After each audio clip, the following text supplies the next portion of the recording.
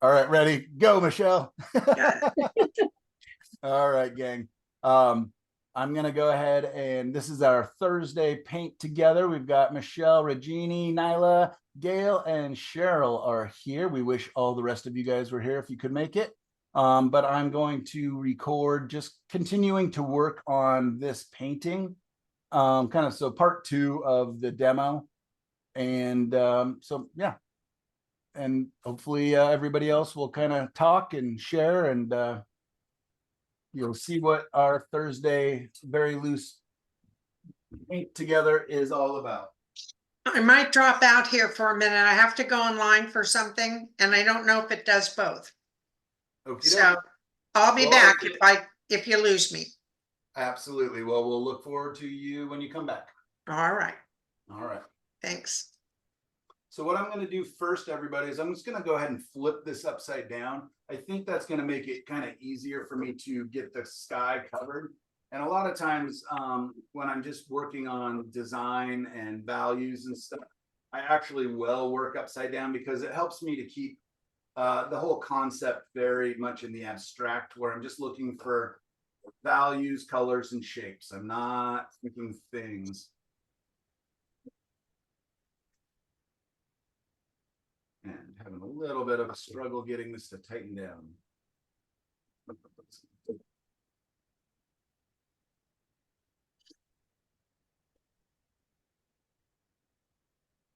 Huh.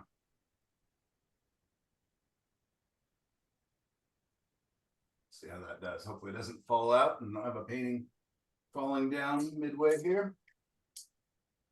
So again, continuing on this painting, and I will go ahead and flip my reference upside down. And I just want to get some sky color, and then I want to get my rocks covered. And then I'll really be able to see kind of what I've got established. If I need to go back in and change any of the big shapes, change any of the big values before I start bringing in the warmer colors and where the light is actually striking the objects. So first thing I'm doing too is just kind of analyzing the shift in colors as it goes down the sky. And I'm still thinking big shapes to small shapes. I'm not going to worry too much about all the clouds and little things that are going on. I'm just going to look at those background colors. And I'm kind of thinking cool along the horizon. It's a little cooler purpley color. I might even push that a little bit. And then I'm going to see if I can get it to go all the way towards kind of these light greens. We'll see if we have space for that or if it makes sense in the painting. So.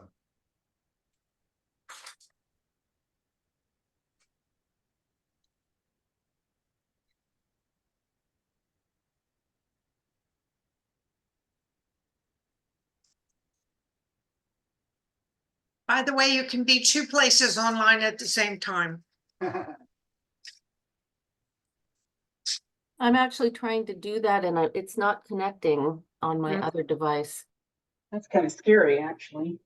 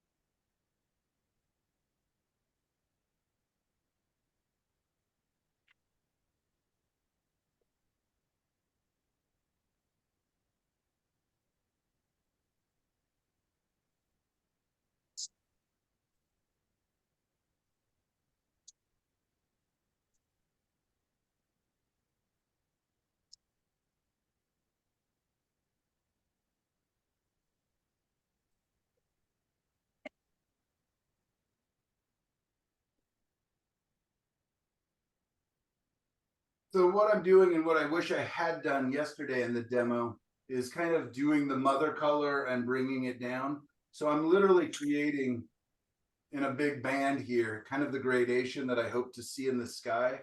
This may be a little bit exaggerated and I'll see, but I do like this transition of colors. And again, remember that it's upside down. So I'm kind of going from the tops of the mountains down towards the top of the sky.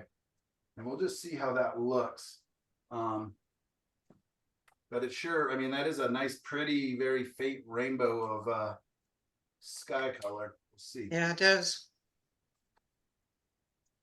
We'll see how it plays. I'm gonna guess this is already too dark. I bet I need to add white to that. So I'm just gonna go ahead and do that.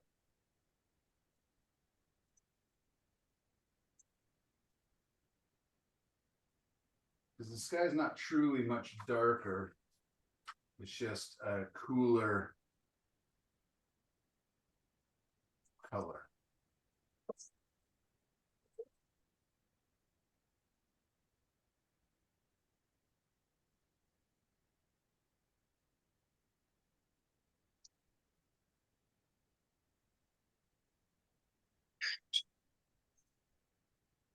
So I went to color, temperature, and now I'm adjusting the value, the lightness and darkness, and making it a little lighter. We'll see how that plays.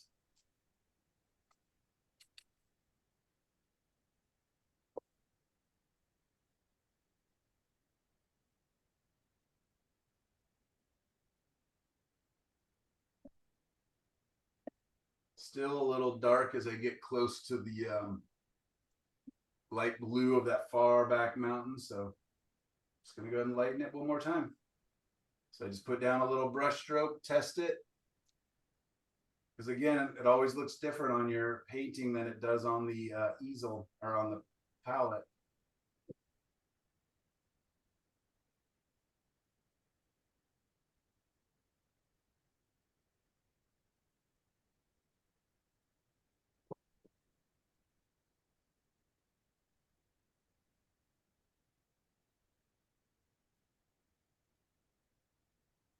I don't really need to paint right up to the edge right now. I'm adding enough paint that I can push that up towards that edge a little later.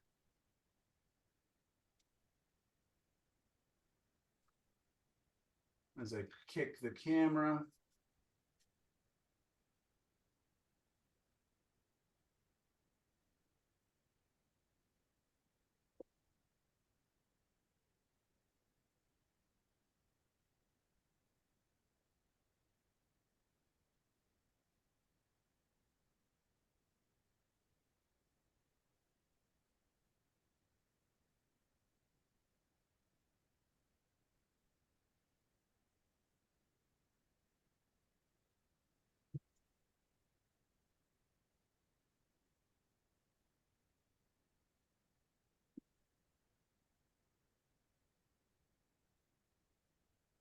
Amazing. It's still reading is really quite dark, but I'm gonna see again, it's easier to lighten than it is to darken in oil painting for me.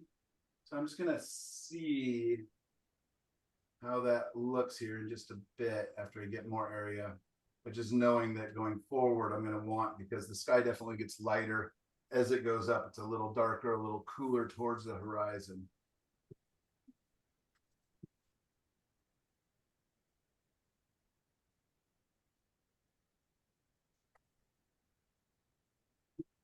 I'm not using any medium besides Gamsol.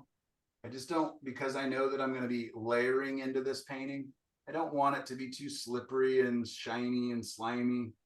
So I just find a little bit of Gamsol where I need the paint to be a little more fluid. Is easier to control.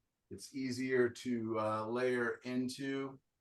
And I just don't have super shiny areas that I'm fighting against later. There's nothing wrong with mediums. I just never, they get me in more trouble than they are helpful a lot of the time. And sometimes if I use enough medium, then the next layers of paint really don't want to stick as well, because there's that, I've created that shiny slick surface. So right now it's just basically just pure paint, a very small touch of Gamsol just to thin it just a little bit so that it's, you know, a little slicker and covering a little easier.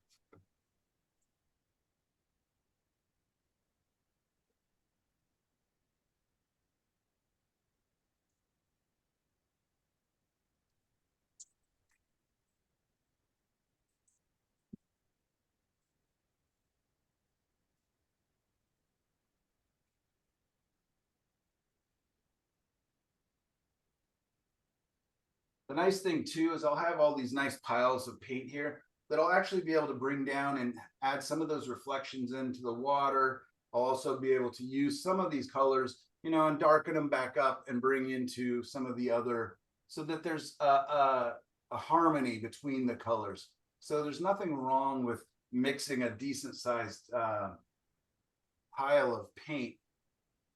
So I can usually find a use for it, or, you know, maybe I'll just paint little abstracts, because look at these pretty colors. Wouldn't that be fun later on? Some of us don't do abstract very well. Yet. None of us do abstract very well. I do not do abstract very well, but you know, it's just kind of ways to experiment, and it doesn't have to be an abstract. Maybe I'll just do a little tiny quick, very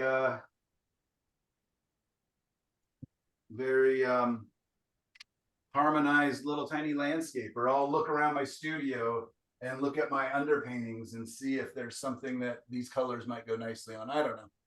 I'm just saying that, oh, of acrylics, it's you don't get to preserve them for probably as long.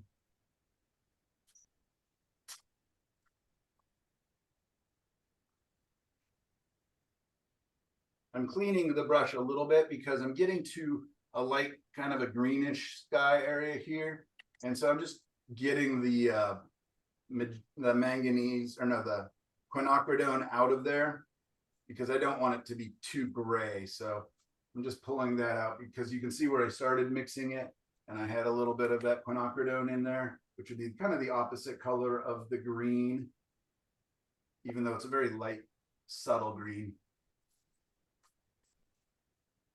I almost want it to be read by the subconscious. I don't want it to be like, oh, look, there's green in that sky.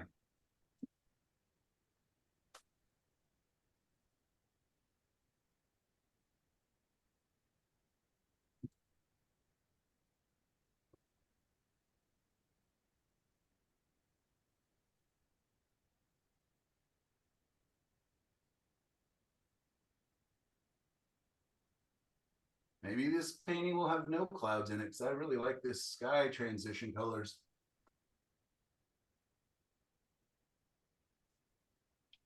How long do you need to let it set before you put the final colors on? Well, so Nyla, if I have a nice light touch and I load up paint thick enough, I can paint wet into wet all day long. But for a lot of people, that part's kind of difficult. So, you know, so far it's sat overnight, and I would say it's pretty much, some of the darks are a little bit dry, but anywhere that I added lighter paint or any white to it, mix, that's still sopping wet. So, you know, if you want to paint over it drier, then, you know, it could take a week to dry or two. But because I'm thinking of painting still kind of wet into wet to a degree, I don't care that it's a little bit wet, because I can blend in some of those colors that were there and some of those values.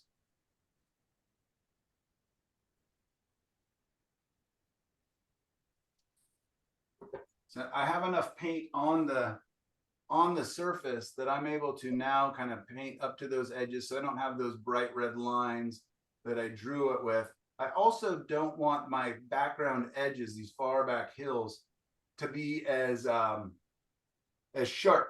So I can also just kind of load up my brush and I can soften some of those edges. I want to kind of make sure that I'm continuing to clean the brush often, otherwise I'll end up with, you know, a bunch of transient paint kind of all over the place, meaning I'll be picking up paint that I don't probably want blending, but I like just softening these edges to help push these hills a little further back. And so the further away, the softer the edges generally here in Oregon with all our atmosphere that we get.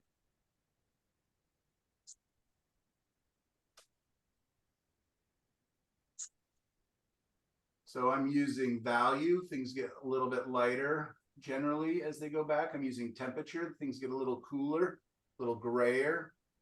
And then I'm also using edge quality. The edges get a little bit softer, or sometimes a lot softer, depending on how much atmosphere you have going on.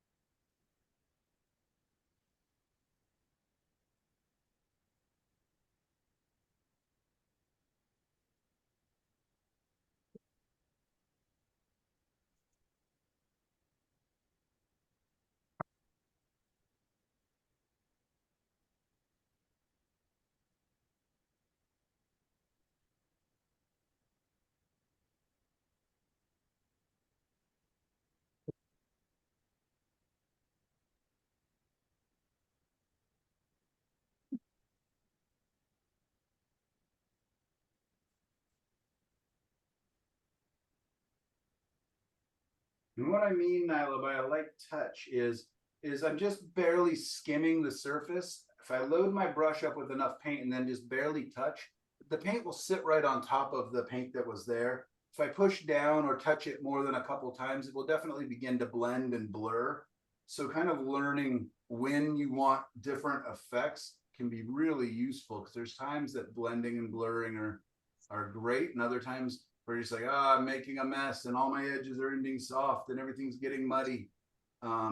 So, you know, learning what the brushes can do by how you load them up, by how you load the paint, how much pressure. You can see also when I'm painting, I'm not painting directly, pushing in. I like to paint with my brush perpendicular to this. And that way I'm not pushing down. I'm just kind of skimming across the top of the painting.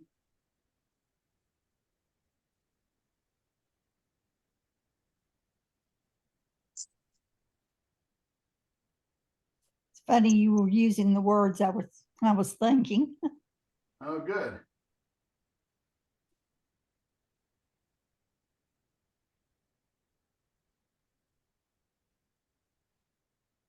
I think of it as frosting a cake. So when you want to add more frosting on top of frosting, you can't push down, right? It just will smash the frosting. So if you have a really light touch and you just kind of lay the frosting on top, it will sit right there on top of the other frosting. And that's how I think of the painting. There's times when I want to blend it, and then I just either push a little harder, or I use a cleaner, you know, a brush with less paint on it, or I will just strike it a couple times, meaning brush over it, you know, 1, 2, 3 strokes.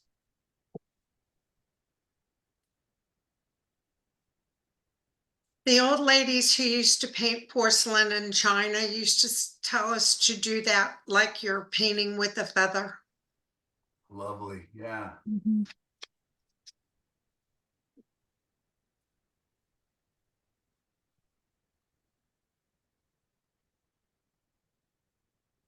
Yeah, I get myself in a lot of trouble when I forget how much pressure is important when brush painting. That I just start, you know, touching the canvas with the same amount of pressure each time. There's a lot of finesse, and the paint can do a lot of different things once you start to learn that and realize it.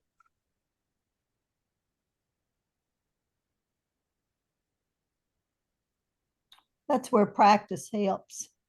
100%. Yeah. Just getting a feeling for it.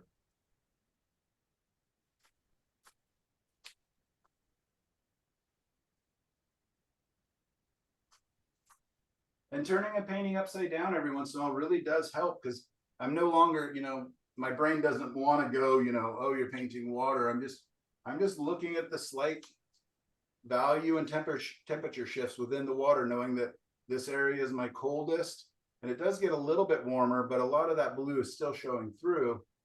So, and I can use some of these colors that I put in the sky because that's what's reflecting, right?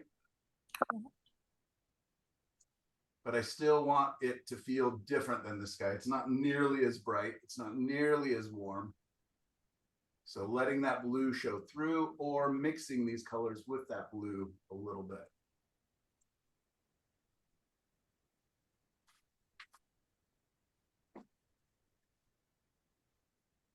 All right, let's see how that looks.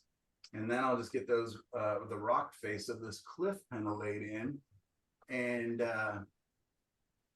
then I can really begin to analyze and look and see, do I have, my big shapes locked in, how I like them? Do I have my values right? And if so, then I get to start painting in all the detail, all the tops of the trees, the lights areas in the rocks, the vista house here, the tops of some of this, the little bit of warmth there. So it feels like there's so far to go in this painting still. But, for painting on it for, probably all told about an hour and a half, I've really got a lot of paint on there. A lot of it's covered. And yeah. So I'm just going to step back, look at that, grab my coffee, have a drink, and give you guys a That was chance to talk. amazingly effective. What's that, painting upside down, or? Yeah, and seeing how it looks now, it's like, wow, that is a good experiment. I should try. It's funny because I always thought painting upside down was kind of breaking the rules. Oh, really? Yeah. So I do it a lot on big paintings because I find that I can paint this direction really well. Like, let's say there's an edge here that I want to preserve. I can paint up to that edge. But if I turn my brush and paint this way, it's really awkward. So there's a lot of times where I'm constantly just turning painting so I can paint up to the edge better. Me too. And when I do trees, when I do bare trees, I do Yeah. them upside down. Oh, so smart. I've not done that. That makes so much sense, because then you start heavy-handed and then you lift your hand slowly as you're coming down the Uh-huh. Man, I learned so much from you. What? I just learned to paint in different mediums before.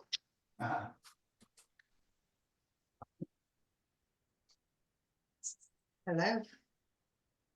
Hi. Your mic's open. Oh, shoot. Yes, I didn't tell them to move it. I'll tell them to move another piece to you. Cheryl, I think your mic's open. Okay. Language, young lady. Sheesh. Gonna get us R-rated. Yeah, Actually, Yeah. no. yeah. Can you close her mic? There you go. Muted. Even though I'm very curious what's talking about. Fine. I think we're gonna learn that she's actually a mafia don, and she just ordered a hit on somebody. I just watched Griselda last night on Netflix, so We did too. she was a pretty horrible person. What is it called? Griselda. It's a new show on Netflix, and it's got the lady from, Sofia Vergara. yeah, and she's like totally against type. If you ever watch Modern Family, she does a great job, but the end of it, I was kind of like, so who are we rooting for? Because she does a lot of awful stuff. Yeah, interesting how she would say, I'm doing this all for you, for her family. But then as it turns out, really, it was for the power and the adrenaline and whatever else. Right. Yeah. Like every choice she made, I'm like, that can't be for your family. You are making everything way worse.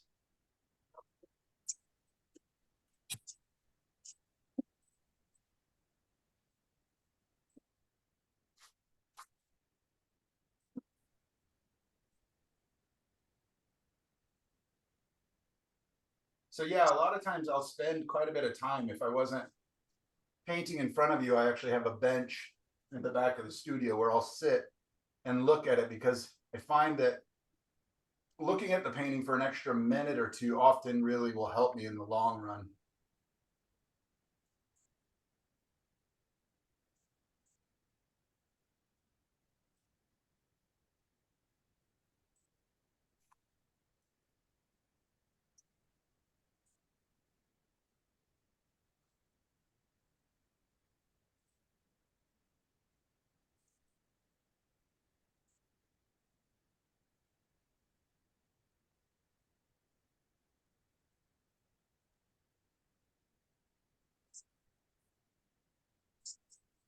And I like to have a, nice clean mixing area so I can clean these up with my palette knife, put them into nice little piles.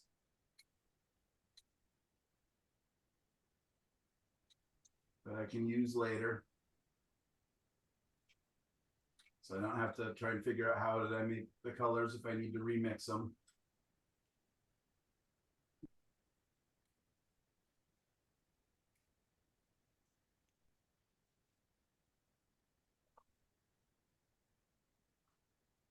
And I just dip my paper towel in a little bit of paint thinner, because I've got white on there mixed in to make those light colors for the sky. And I know I'm getting into the warm areas and the rocks, and I want them to be pretty, not white. I don't want pinks and stuff. So I'm going to be lightening with more of the yellows, or yeah, we'll see.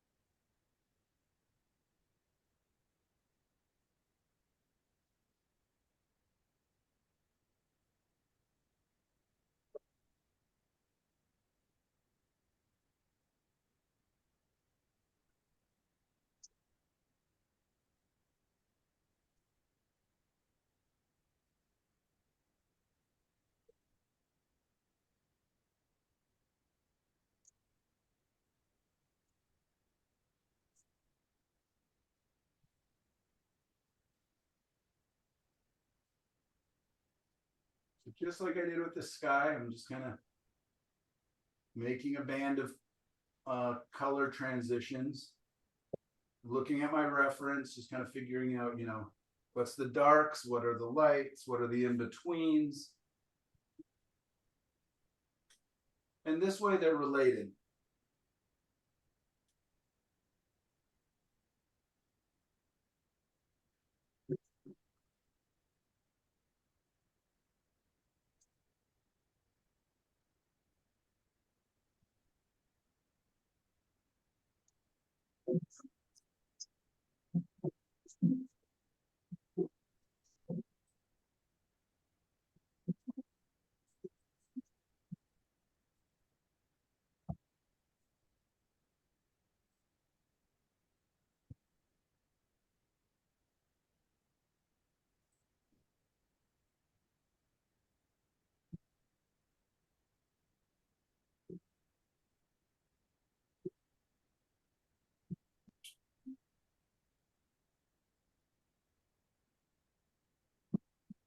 I'm not sure what the white will do to that color, so I pulled it aside so I'm not contaminating this band of color that I'm sort of happy with thus far, but I wanted to experiment, like, how am I going to lighten these colors a little bit on the highlights on the rocks? But again, I think of adding white as a color. It's going to cool it. You can see how much cooler this pile of paint that I just added a little white trying to lighten it than it was as the pure or brownish red. And this won't play because that's too cold to be like the sunset golden light hitting these rocks. So let's see if I can warm it up. Or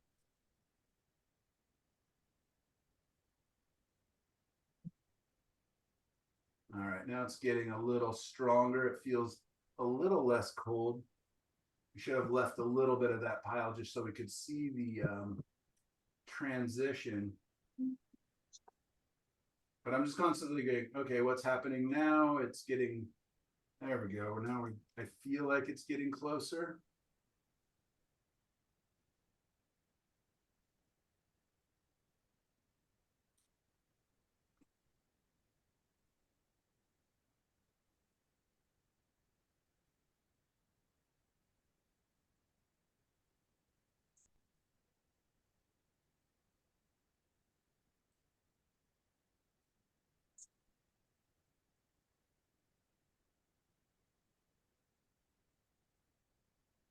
Got about my Indian yellow, which does a great job of warming up colors,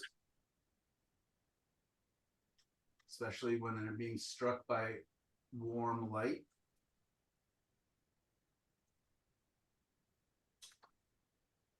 I'm unsure about this, so I'm going to go ahead and move it again to the side. So I'm adding white again, which just isn't quite doing what I want it to do. So thank goodness I'm not mixing.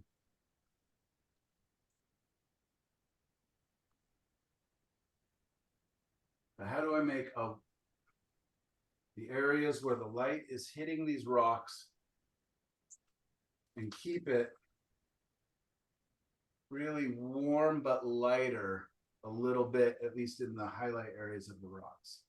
So I'm just going to warm up this pile of kind of a yellowy creamy color, adding even more Indian yellow, more cad red.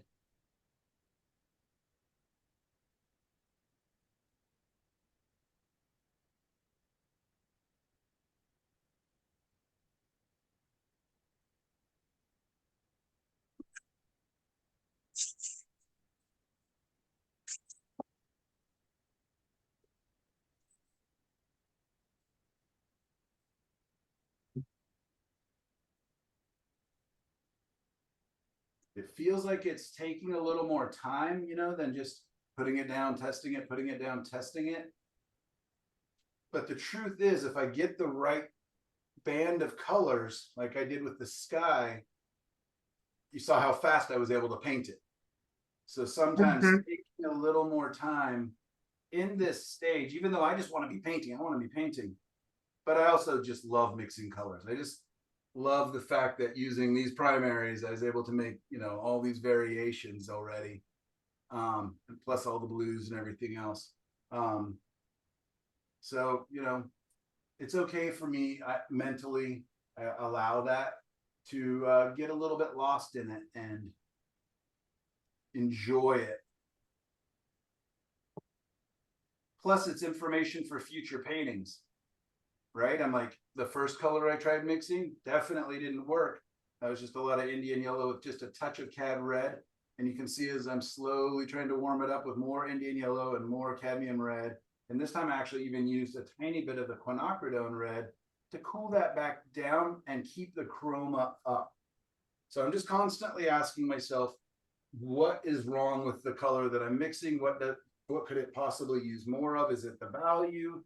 Is it the temperature? Is it something about the chroma? It needs more red, needs more blue, needs more yellow. Is it a warmer yellow, the Indian yellow, or is it a cooler yellow? And it doesn't have to be one or the other. Sometimes it's a little bit of both.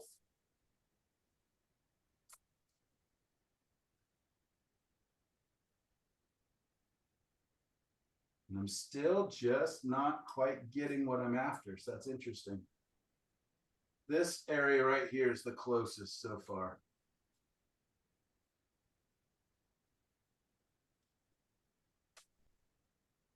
So what happens if I take a little bit of that and a little bit of this for my highlights? There we go. Okay. So all that paint just for these two areas, basically. That's okay, because I'll be able to mix and warm up some greens and things, some trees and different areas using that paint. I used to just get so upset when I was, you know, because paint is expensive, I get it.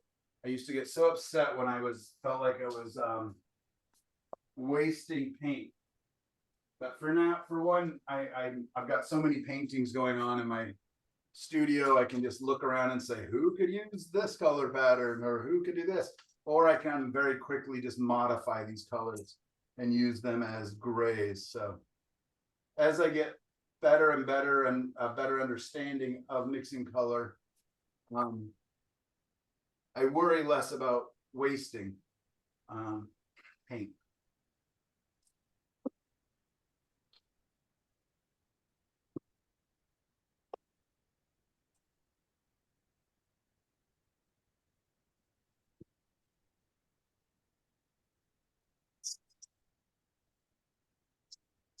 It's interesting how hot it feels here and how almost much cooler it feels next to some of those colors that I put on yesterday. Rocks.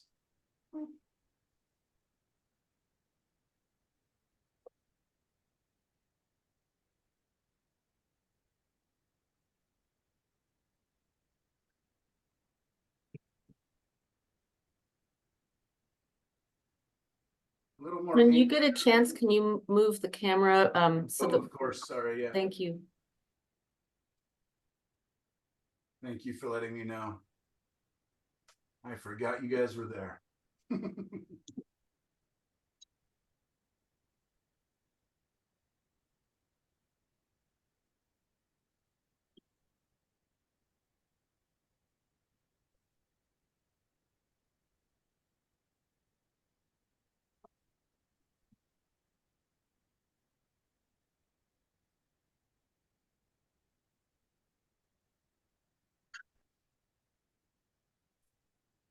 Whew, that is hot.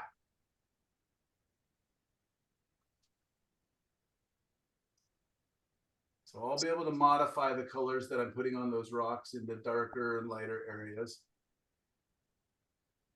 Probably a little warmer and a little brighter than maybe I should be. So maybe I'll bring in some of these browns, especially because I want the focus to be out here. So I can, even though in the photo they're just as warm out here, I can probably come in and start to subdue some of these colors a little bit so that our attention is drawn towards this area a little bit on the rocks. Again, it can be quite subtle.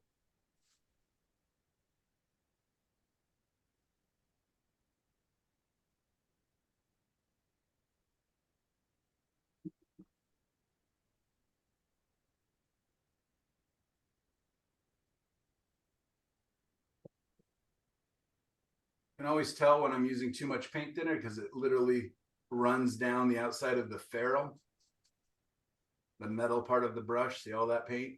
That's not good. I don't want that, but I do just want to get it covered. So I'm just going to go ahead and keep it going for now.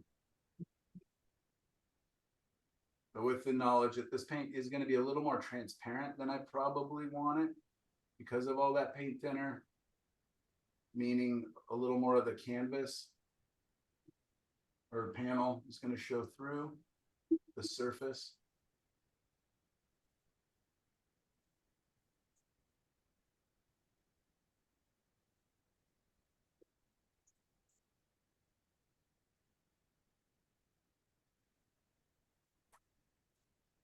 Well, we got our contrast. Holy cow. That is bright. Let's get some darks into those rocks and see if we can't settle that down a little bit. What I also could do is kind of come in and get rid of some of these whites because it's still making it the contrast hard to see. My color relationships, my temperature relationships are still a little bit up in the air because I have those white areas. And so this, of course, is going to feel really bright because it's incorrect. So I'm going to be a little bit patient. I'm going to have all these piles of paint that I can get back to later. So I'm just going to try to get in there and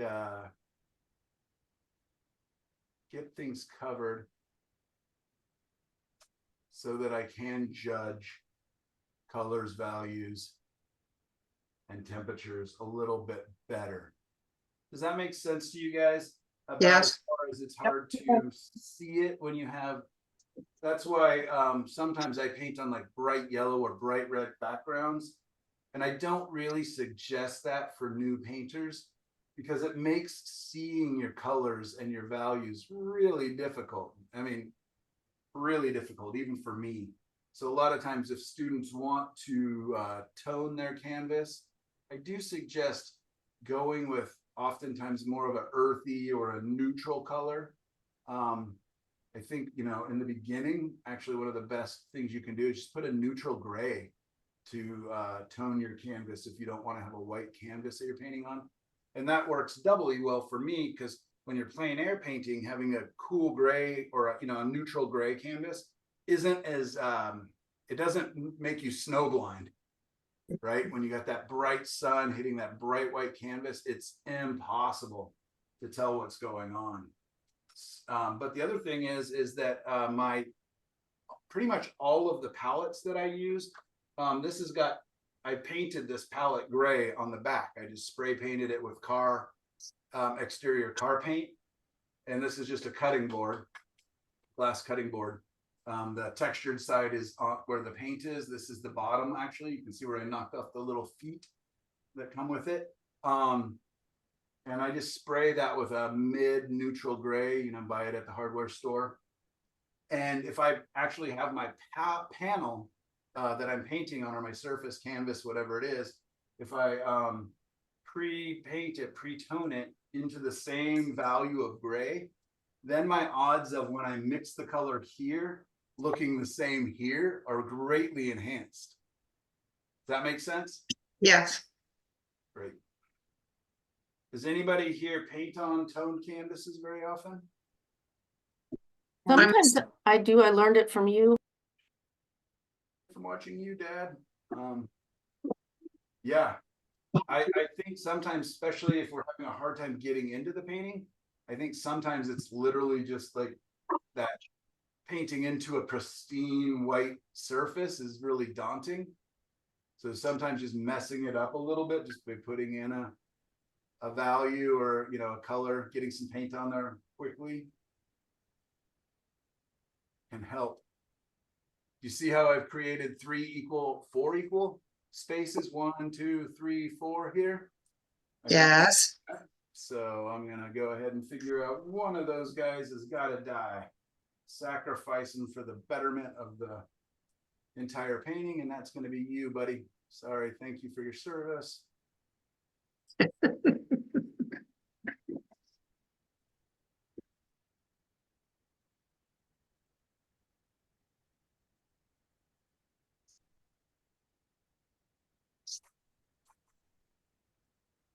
And again, I don't have to paint in all the detail, all the little crevices and all the transitions. I'm just trying to get the surface covered, and I'm getting closer. And all of these are modifiable, meaning I can paint, you know, just right over the top. I can bring in Okay. more darks, more lights. I can, you know, adjust them. So it's not, you know, one and done for me.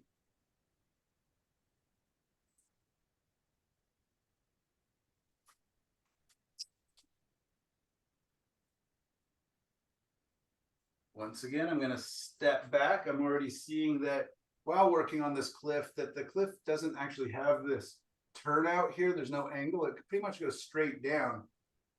I could decide if that bothers me or, you know, if it looks good. But I kind of think I would like that cliff to be a little more extreme. So I may need to remix this bluey gray here color, which I do not have on the palette right now. So let's see if I can make a quick version of it. That's again the advantage of a limited palette.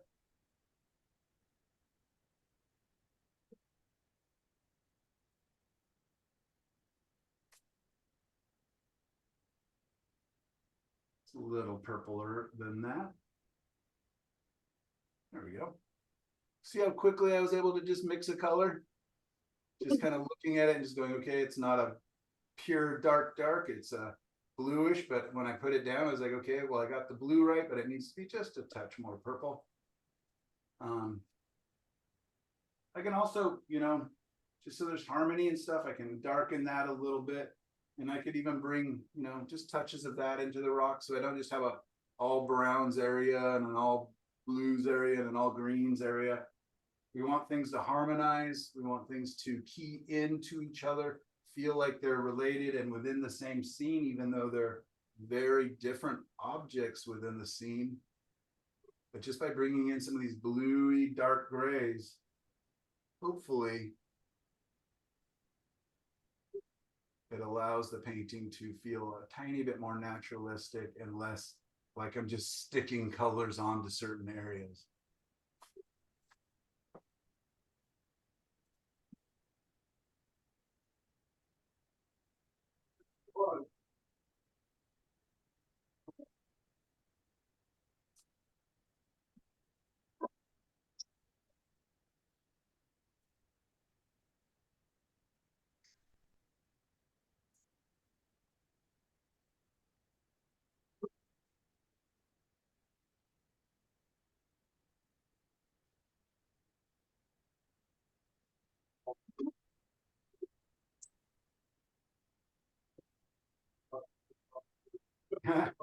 You see me? I'm already putting a line back in there that I just wiped out. It's so funny how my brain just wants to organize nature. It's like, gotta fight it, gotta fight it. Let nature be natural, not an English garden. After 20-something years of doing this, I still have to fight that weird instinct. I think everybody does, don't they? Probably depends on if they're more attracted to organization and, or, chaos. I personally, in the rest of my life, I want my garden to look balanced and kind of even, and I like my house to look clean and organized. And So do I, but it's never like that. yeah.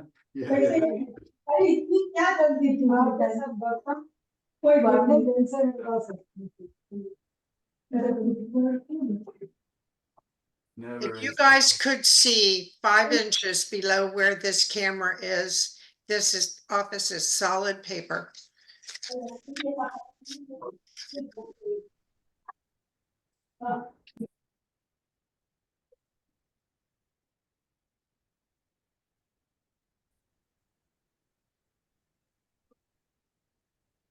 Nyla, what do you think of those oranges and browns I just made? Does that kind of feel like I'm getting close-ish? I think so. Definitely. All right. So now I'm going to leave that and stop messing with it until I get these whites out of there. And then I'll probably also want to get rid of some of these bright pinks and white areas, kind of the edges of things. Mm-hmm. And then I'll really be able to, and I hate what I did just showing you guys the top of trees there. I want to re-establish some of those darks. But the good thing is when I say painting from dark to light, it doesn't mean that I can't come back to dark. So I can actually use, some dark colors, again, just lightly placed over the top, and I can reestablish some design elements if I accidentally lose them. It's going to clean this up, and now I'm going to make myself an area to mix some of those trees and different areas that I've left vacant there.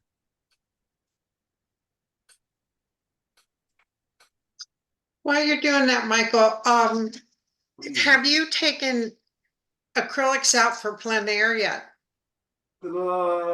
Barely. Only pretty much black and white. Okay. No, and I only recently got because I've been using a little tiny stay wet palette Uh-huh. when I was learning, and so only recently did I buy, the big size, the whatever it is, 16 to 20-inch ones. Yeah. And then I realized, because I like doing underpaintings so much, so this one's just filled with burnt umber black and white right now. Uh-huh. And then I actually bought another one. So now I have 3 stay wet palettes, but that one I can put the color into. And yeah, I've found that with these stay wet palettes, especially if I put a little bit of hydrogen peroxide mixed with the water, I can keep them wet for well over a week. The peroxide, that's interesting. So what that does is it helps the sponge to not rot. Because have you ever opened it after a week or two of not touching it, and it's just Oh, like yeah. just yeah, the sponge will start to rot. So the hydrogen peroxide, you only need like a spoonful of it in there, will help the sponge to stay fresh. Interesting. Yeah, if anybody knows anything medical or about, they could help me figure out why that is. And then the other thing I found, and you probably already know this, is sometimes it gets really messy. Like, right, you get your acrylics go all over the place inside of the box. Yeah. Found that by using fingernail polish remover, I can clean my box basically back to brand new, which I've only done once because I haven't used them very long. But I mean, it got so dirty on the edges where I wasn't even able to seal it, and I couldn't. It was really hard to clean it, and so I just by realizing that acrylics are what fingernail polish is, right? Yeah. That yeah, I can use fingernail polish remover, let it sit for a little bit, and that they come so clean. Good. The only thing I've ever known to use is alcohol. That works for oils, but I didn't know it works for acrylics. I think it does. Because what I end up doing is I just spray it and scrape it. Spray it with water and scrape it. But that doesn't work for those edges and things like that. Right. Yeah, because I buy rubbing alcohol by the case just for my big, huge, my big, huge palette that I use here. Yeah. And also for this palette, when I really want to get it clean, I'll just, lay it down flat and put rubbing alcohol. Well, first I'll clean it, with the scraper. Right. So that's the other thing I use is the glass scrapers. And then I will let the rubbing alcohol sit on there for about 5 minutes. Yeah, not long. No, I mean, even really probably the first minute's the most important. And then, yeah, it just becomes pristine. Yep.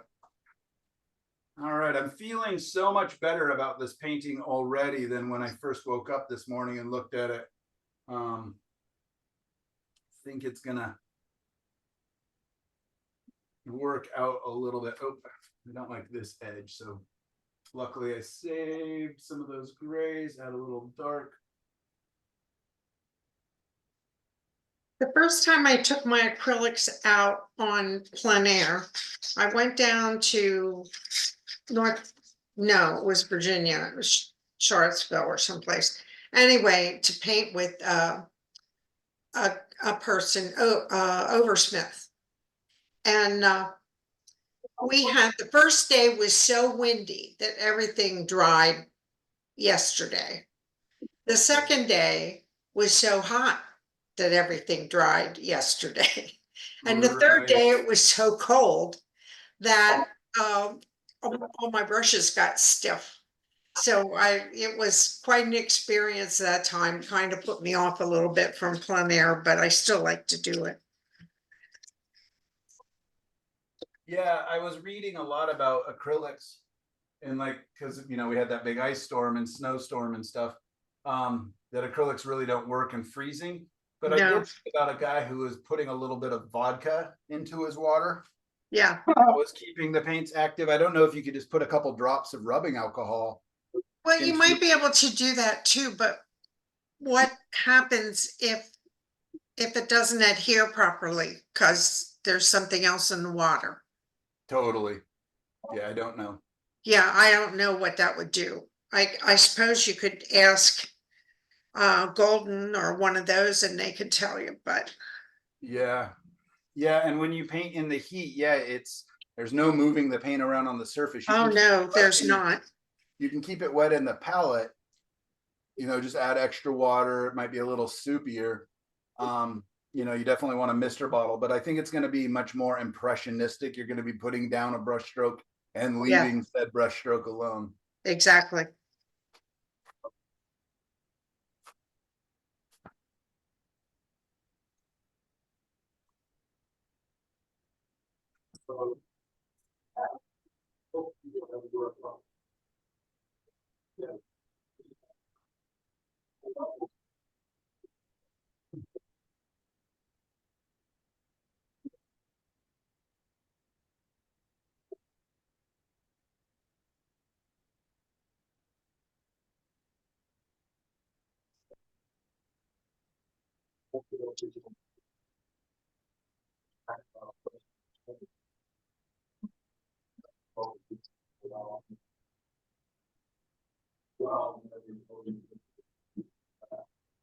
So now I'm going to be looking into the greenish areas, but they're barely green, right? They're really quite warm, more of a browny color.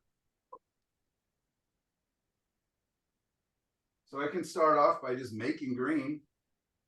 Take my blue, take my yellow, which I already know is going to be way off. It's going to make a nice spring green, which definitely is nowhere on that.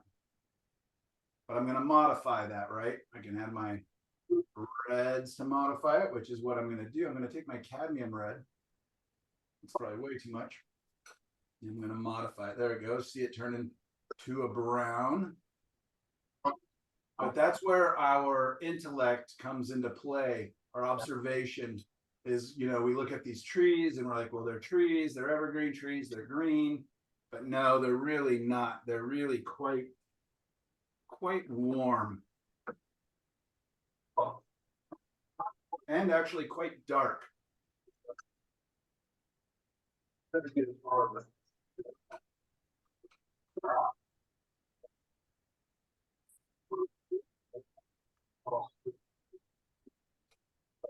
So again, I'm just kind of mixing a mother color here. Nice, decent sized pile of hideous green. Got really dark, but that's okay because I like going from dark to light a lot of times in my mixing because I mean, especially with the yellows are going to lighten areas. So let's just start taking this mother color. I'll save a little bit of that dark green, which will be useful. And let's start bringing it down. Let's warm it up.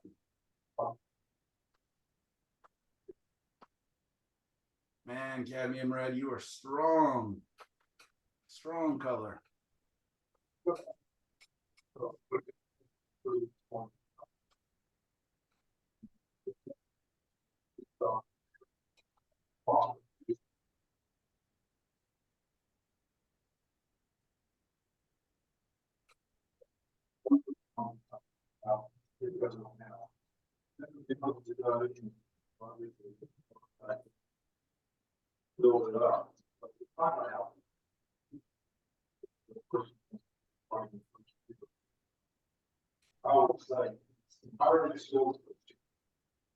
Really happy.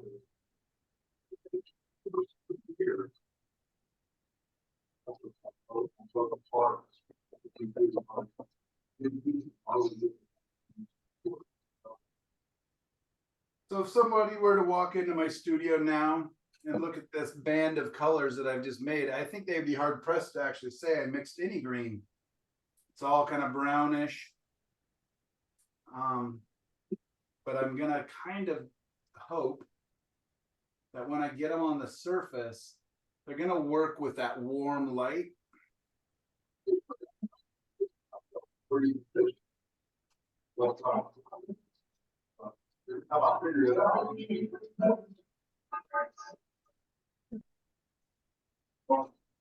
Is Michael breaking up for anybody else? No, Okay. at least not that I'm aware of. Yeah, right now I'm not talking. Yeah, that's what I was All gonna. right. Okay.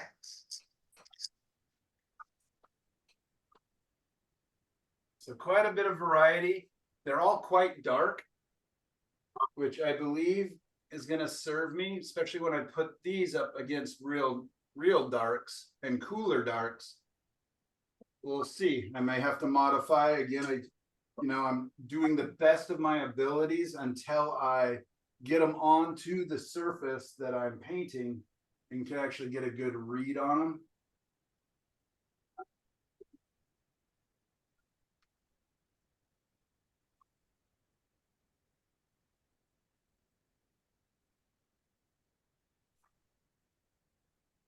So again, I just kind of went back to my darks so that I can kind of redraw out or recarve some of these shapes that I want a little bit to come back.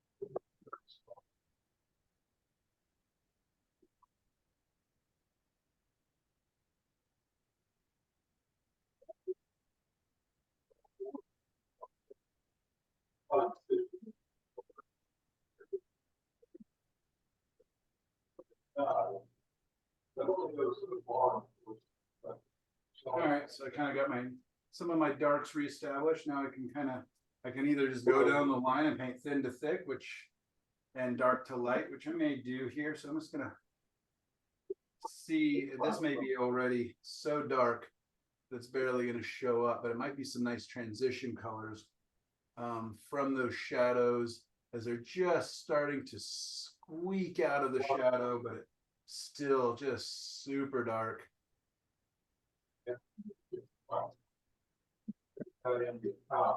Just a touch more greenish.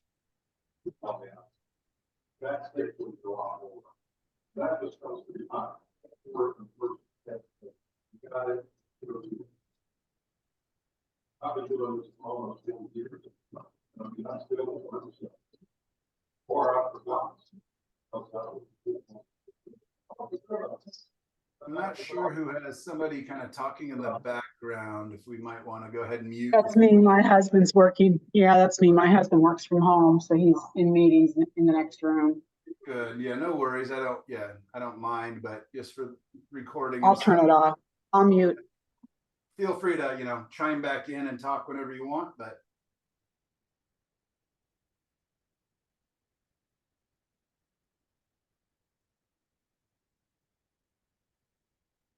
Not sure if you can see the transitions between these two darks, this dark green and this kind of cooler, bluer dark.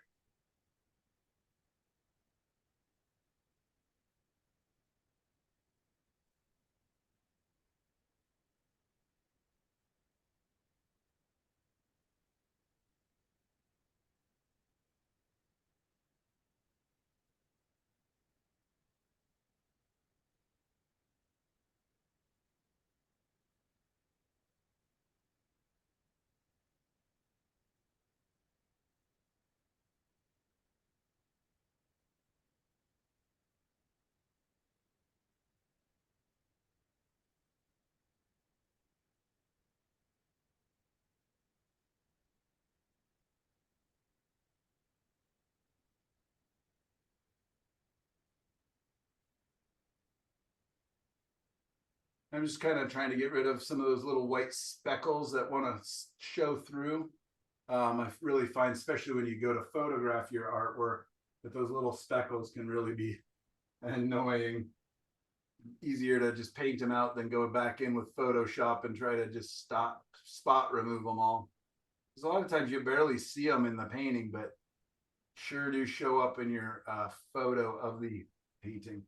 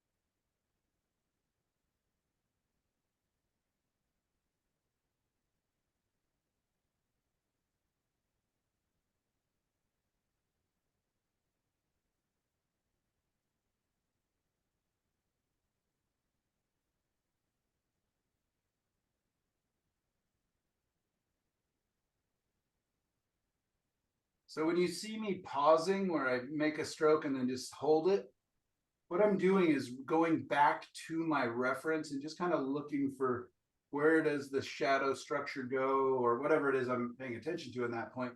I've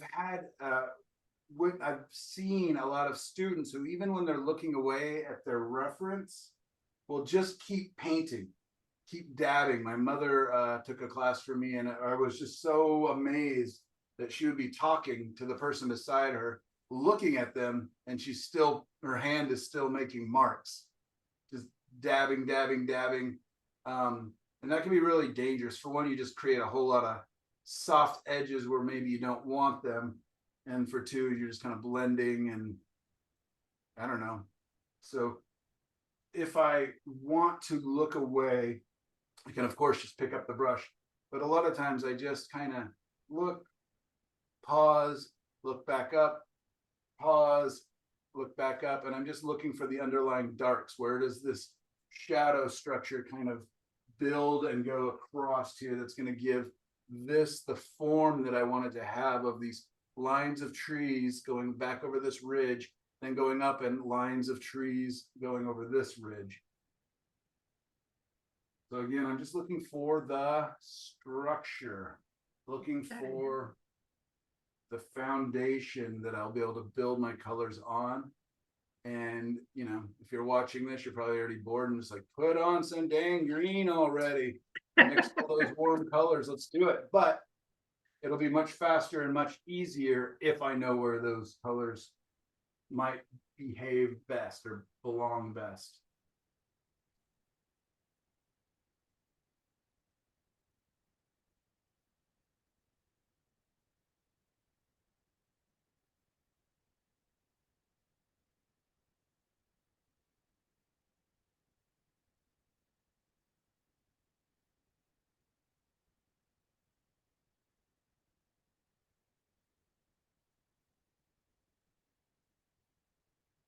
And just like all of my students, I get impatient. I want to get to the fun parts. But the truth is, just oftentimes, just a tiny bit more time spent reflecting and observing will pay big dividends in multiple ways. I'll put down the right color in the right spot, hopefully a little more often. And I'll spend less time fixing later. Hopefully. Because again, just like I always have to remind myself, I like painting. I don't like fixing.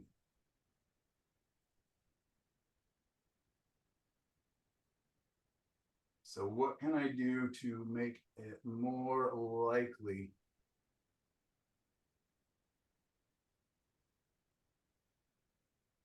that I'm going to put down the right color, the right value in the right place?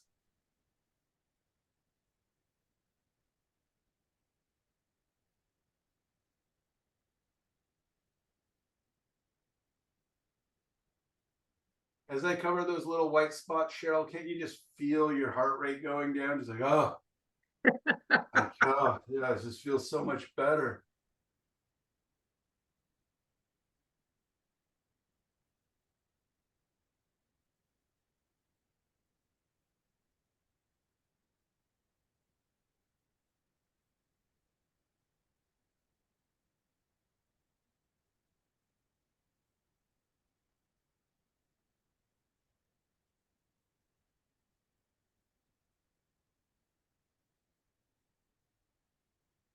Another reason I often like to tone my canvas is because I just don't end up with all these little white speckles that I'm kind of just having to do little spots on here. Drive me crazy.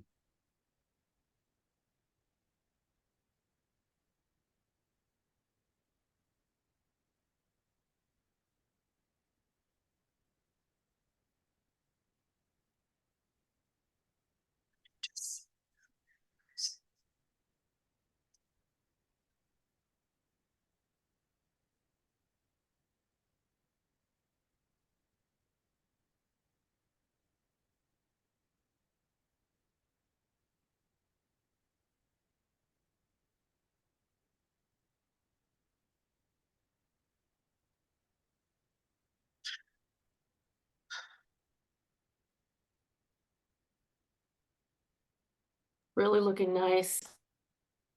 Bit by bit by bit. Hopefully.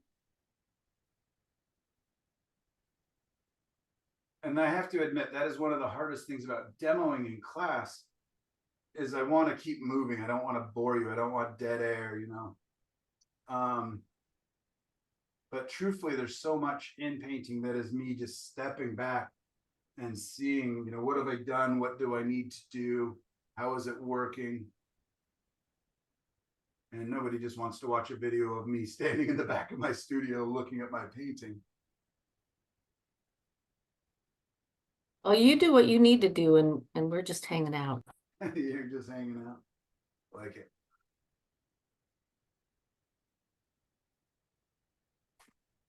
I'm kind of thinking like adding a little more red into the trees that are right along that cliff.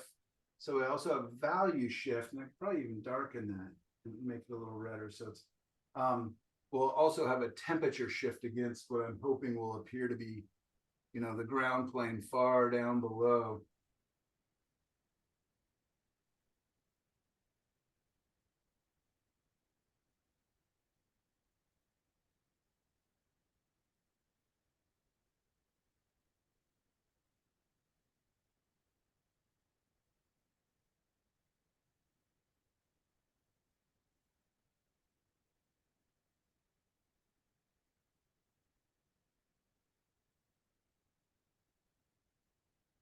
So I'm kind of right now my brain is thinking about my daughter.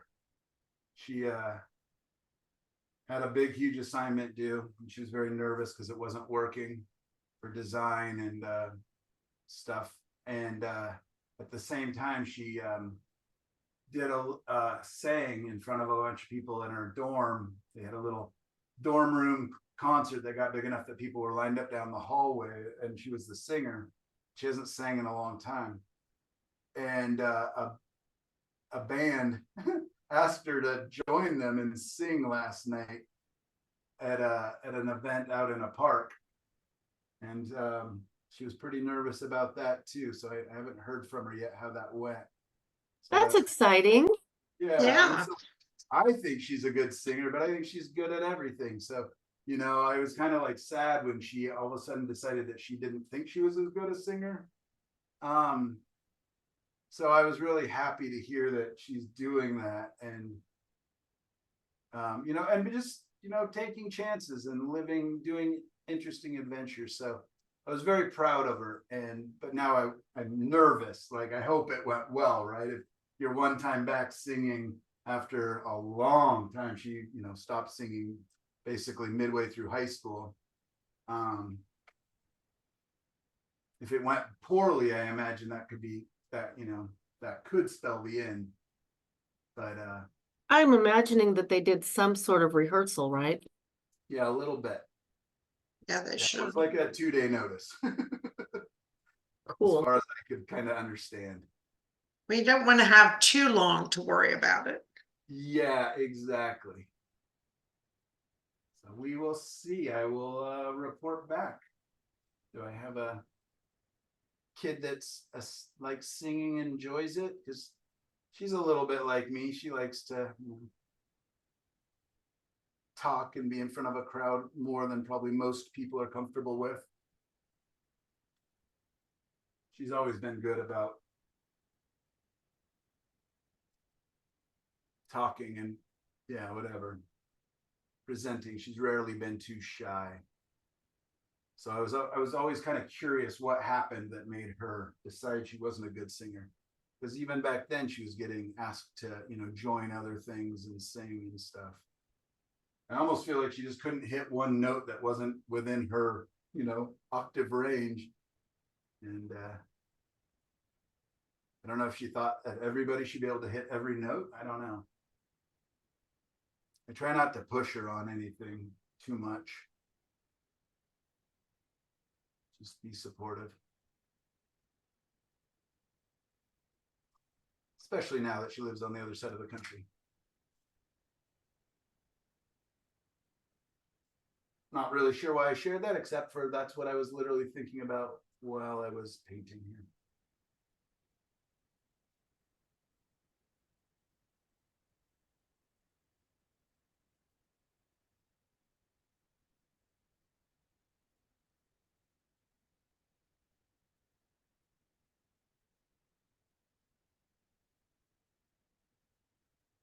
So can you kind of see the underlying structure as I'm kind of going from dark to light?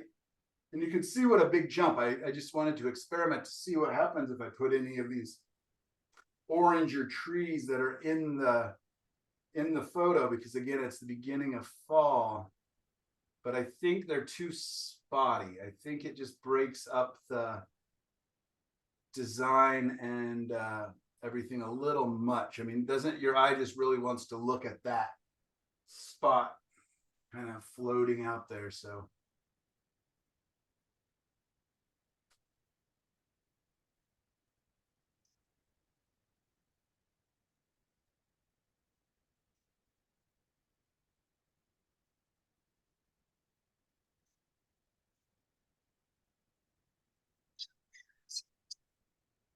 it's okay to test colors. It's good to test colors and just see what can I get away with. You know, it works in the photo because we accept photos as, you know, maybe we accept photos as fact, but you know, maybe that's going to change as AI takes over more and more and more.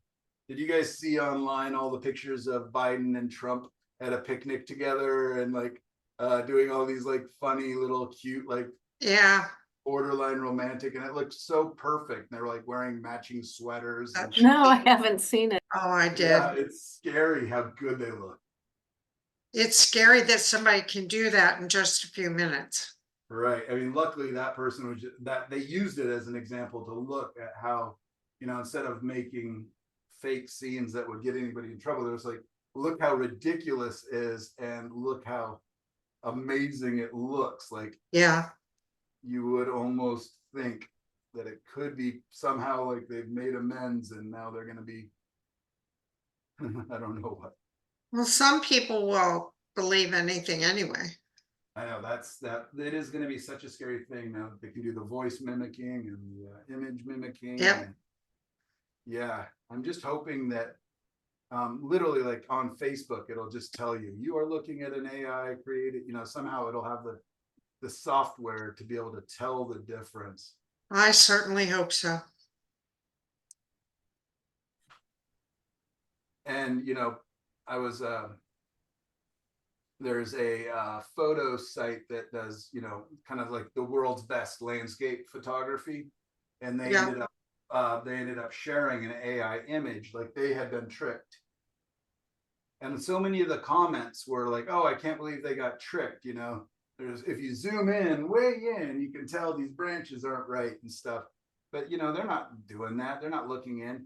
And then I was also thinking like, yeah, maybe we can tell this week, but next week it's changing and improving so quickly. A guy also won a painting competition using an AI generated painting. Really? Oh, Yeah. And so, you know, he admitted it. He basically just said, I did it as a test. And but a lot of people were commenting on it like, this kind of looks like AI, like either that or you painted over a photo.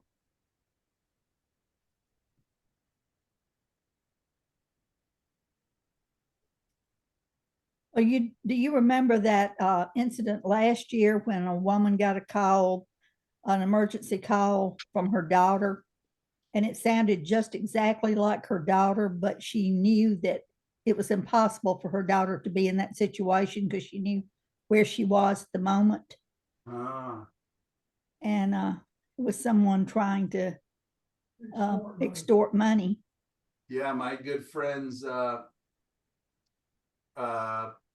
parents got taken by that because her son is in the military. And somebody called and basically said, hey, I'm in jail. Can you send blah, blah, blah money? And, you know, it seems like so ridiculous to me because they're like, you know, and you need to pay in gift cards, right? Like an Amazon. yeah, that's the part. But they fell for it. Like they sent over thousands of dollars, I think, worth of gift cards. Like, you know, and I don't know if they just thought, well, I guess that's how it works in that country somehow. I don't know. But I am worried about like my parents and stuff. My mom's so trusting and so friendly. Like I almost feel like I need to sit them down and like, if there's any time something like this happens, don't just respond, you know, call me. Let's work on this together. Well, they say if you do any kind of videos on social media, that a person can take that and using AI duplicate your voice. Yeah, it doesn't take Yeah. much. I mean, it doesn't need to be video, it's just any recording of your voice. And it doesn't take, like it used to take, like they would just take each word out and splice them together. And now they can just create, they can make you say anything. So yeah, it's really interesting. Yeah, So they do. luckily you guys know me well enough. You'll know that I'm not out there promoting, I don't know what I would be promoting that they would want me to promote, but you know what I mean? Like it's scary. It's going to be so easy to ruin people's lives and careers before they even get a chance.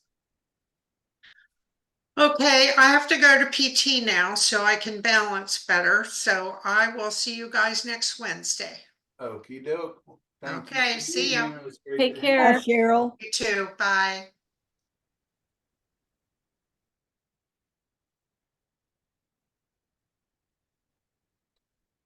So does that look like the trees are kind of going up and rolling around on the hill and kind of making sense? They're not just spots, that there's a organization to how they're growing there. Yes. Good. I like seeing how you're rolling your brush as opposed to my pouncing. Yeah, because I've got the flat side, I've got the wide side, I've got the in between. Plus, I just don't have to load it as much because I got paint all over this darn brush I can use. And it makes so many different marks just by the amount of pressure I'm putting down, the colors, the load. So I'm glad you're noticing that.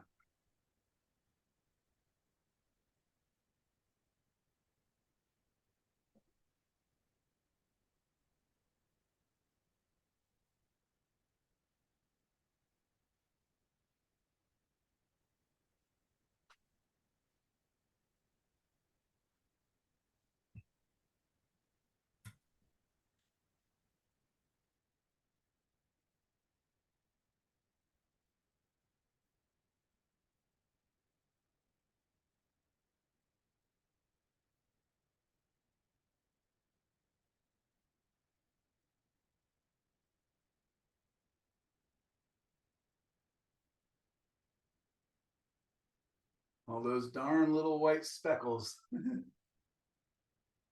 feel like I'm just chasing them down, just trying to get those out of the way.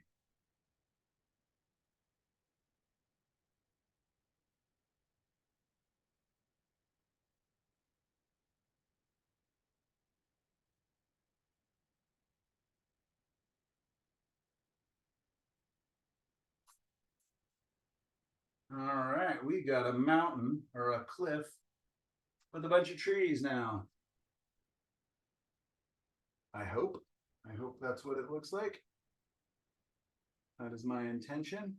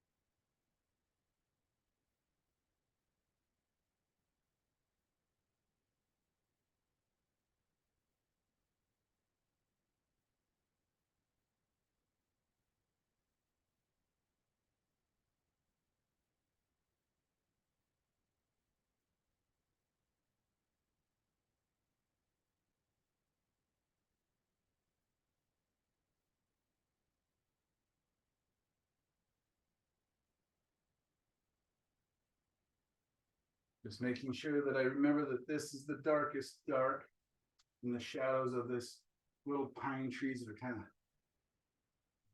peeking in the corner here, just kind of poking up. 'Cause right now, these are feeling really dark, and I'll see, you know, I might be able to get away with that, but I might have to come back in and make those darks just a little less pronounced. We'll see. I'm really going to try to push as much of the three-dimensional aspects of this, playing it up with those value shifts and those temperature shifts.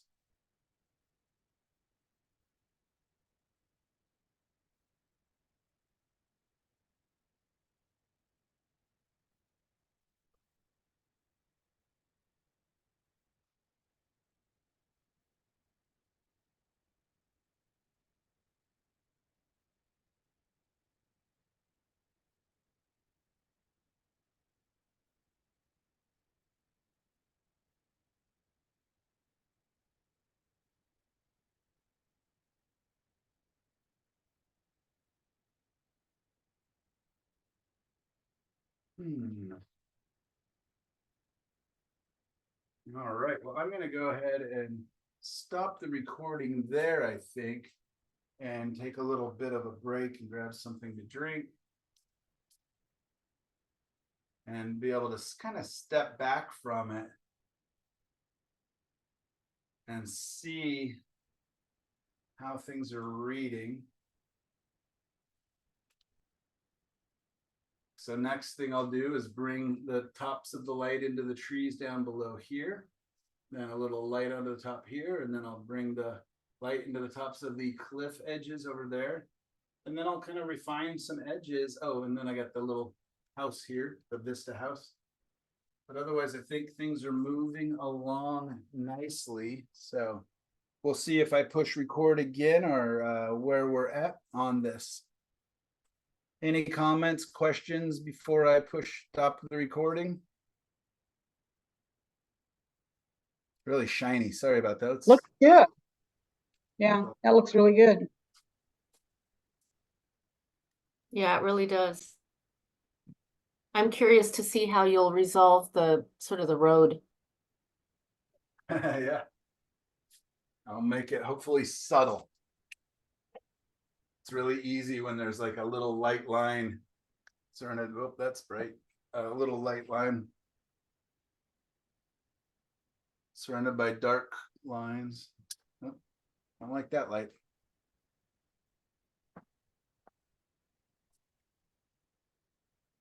It's amazing. I've been wrestling with lighting in this studio, especially for video, for going on what, 3 years now. You're tough. Especially with shiny wet paint. That looks good though. How does it look in comparison to your eye, what we're seeing? I mean, you know, you got all that glare here and stuff. Which I don't. Well, I just, you know, move around the studio so it changes. That kind of knocks down some of the glare. It also makes the piece a little less dramatic. I don't know. Well, I think I made a mess. I'm sorry, what? I think I made a mess. Made a mess? Can we see? Yeah, we like messes. This is what I did. Okay, let me take it off so I'm not pinned. Hey, That's pretty. And it's a, that looks it's like a great a underpaint. sketch. I think when you come back in and Yeah. describe the pine trees, it's going to be great. This is, it's a lousy reference photo. I don't know if you can even see it. Barely, barely, barely. It's, Wow. Man, all I see is a little bit of yellow and orange. yeah, And some things in front. it's a sunset in the Blue Ridge Mountains. I like yours better. Yeah, say so too. But maybe share the reference to the Padlet page and we can see it on there. If you want. All right, gang, I'm going to go ahead and stop the recording for Yeah, I now. can do that.